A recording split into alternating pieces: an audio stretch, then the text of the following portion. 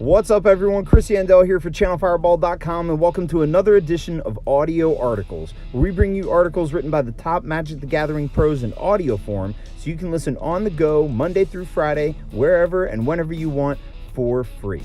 We've also got a lot of really great content on YouTube, so head on over to YouTube, search for Channel Fireball, and ring the bell next to the subscribe button. We want to make listening to the podcast as easy as possible, so if you have an iPhone, ask Siri to play the most recent episode of Channel Fireball's podcast, and you're all set. We're also on Spotify and iTunes. Today's episode is written by Reid Duke. Reid's going to talk about a couple of the cards in Standard and where they sit as far as power level. Thanks for tuning in today, and here is Balance of Power in Standard by Reid Duke.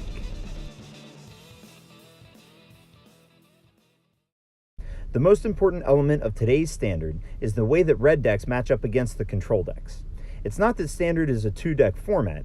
Green creature decks, white creature decks, Godpharaoh's Gift, Ramp, Mono Black Control, and a handful of other strategies are all solid and can get plenty of wins in the hands of strong players.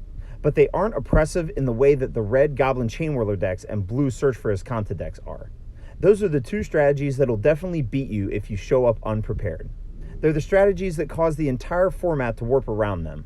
Just as importantly, the way red decks and control decks change to beat one another will determine the future of the format.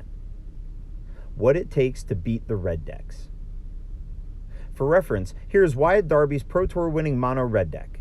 But when I refer to red Chainwhirler decks, this also includes red-black aggro and even some slightly slower decks that include Karn, Scion of Urza, and Vraska's Contempt. Mono red aggro. Wyatt Darby, first place at Pro Tour Dominaria. For lands, 24 Mountain. For creatures, 4 Soulscar Mage, 3 Bomat Courier, 4 Earthshaker Kenra, 2 Kari Zev Skyship Raider, 4 Goblin Chainwhirler, 2 Ancrop Crasher, 4 Hazareth the Fervent, and 3 Rekindling Phoenix. For spells, 3 Shock, 4 Braid, and 3 Lightning Strike. And in the sideboard, 3 Chandra's Defeat, 3 Fight with Fire, 3 Chandra Torch of Defiance, 3 Glorybringer, 2 Aethersphere Harvester, and 1 Treasure Map. The red decks are fast and punishing, and feature single cards, Heart of Kirin and Rekindling Phoenix, which win the game on their own when they go unanswered. On top of that, they can bleed you to death with incremental damage from Goblin Chainwhirler, Chandra Torch of Defiance, and haste creatures, even when you do a good job of keeping pace with their threats. These elements make red decks efficient killing machines, and force everyone else to work hard for a chance at beating them. You won't beat the red decks by accident. You'll need to be ready right from the first turn Fatal Push, to your mid-game board presence, to your finishers that are resilient to unlicensed disintegration. Here are the most important things you'll need to do if you want to have a fighting chance against mono red and red black.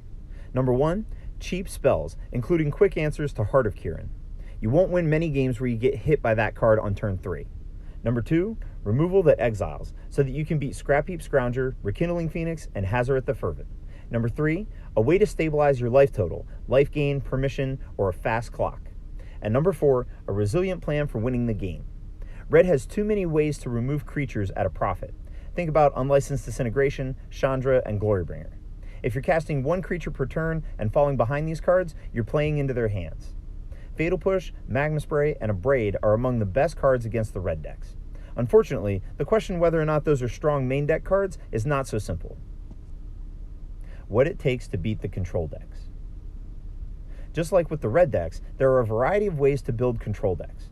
Blue, Black, and Esper have been picking up steam lately, and may prove to be stronger in the long run than the traditional blue-white Teferi decks.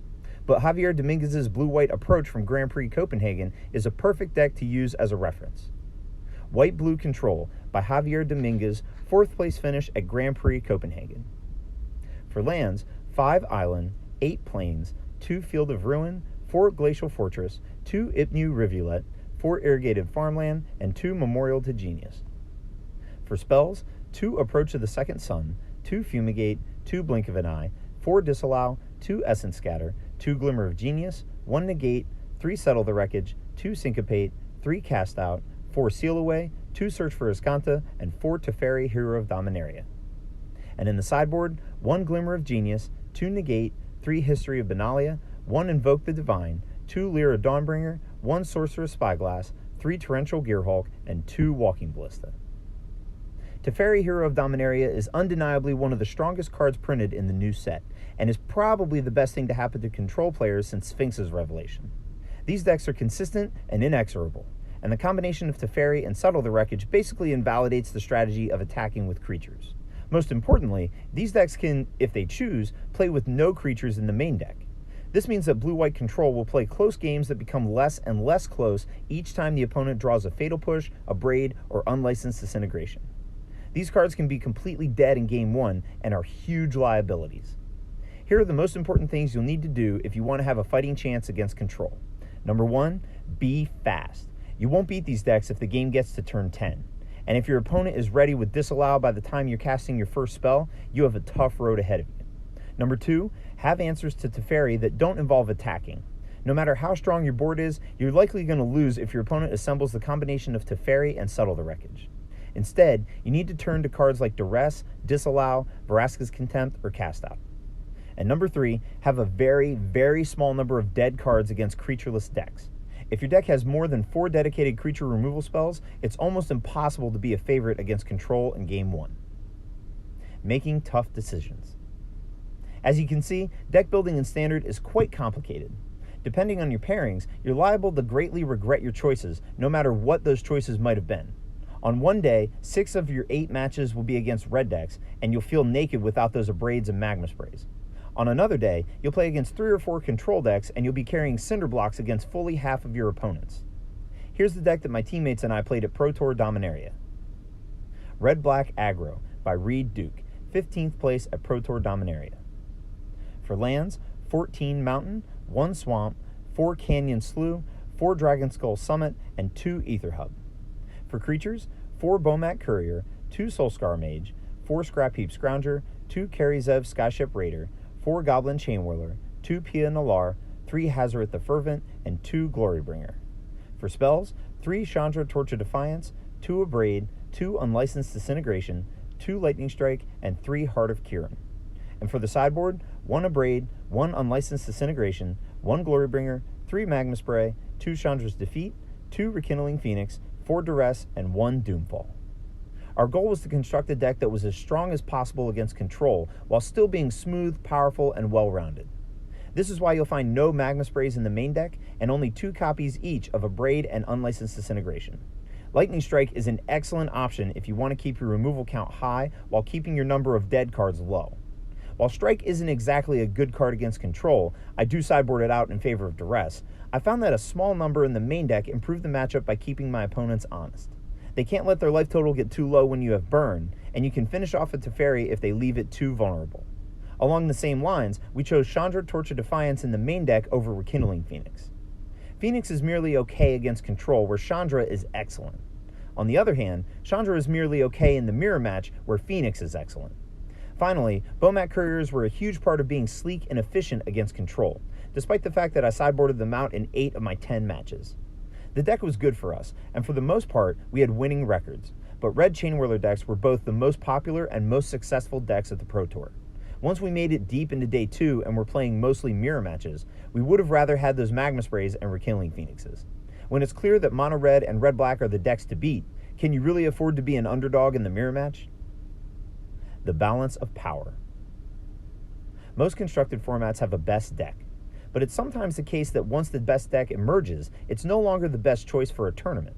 Red might be the best in today's Standard, but I'm not sure if I want to play it in a world where everyone's gunning for me, and where I have to work so hard to win the mirror match where I'm losing what I liked about the deck in the first place.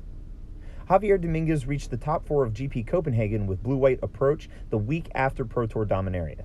It's unlikely that Dominguez and his fellow Control players looked at the Pro Tour results and said, I think Control is the best deck.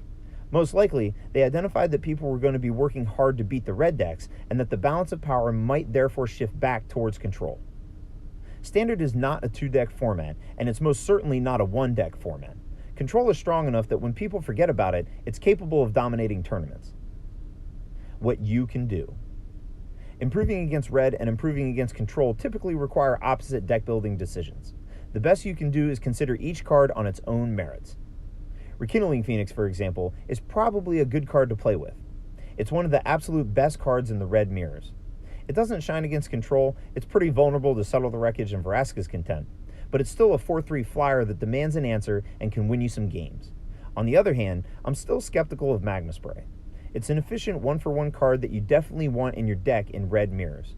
But how many percentage points will having Magma Sprays in the main deck really give you? It's not going to make you a 65 to 35% favorite, and possibly not even a 55 to 45%.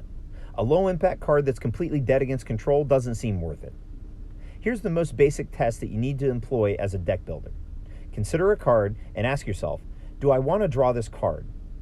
Don't use a cop-out answer like sometimes or it depends. Just imagine yourself in round 1 of your tournament playing against a stranger with an unknown deck. Do you want this particular card to be in the top 15 cards of your library, or don't you?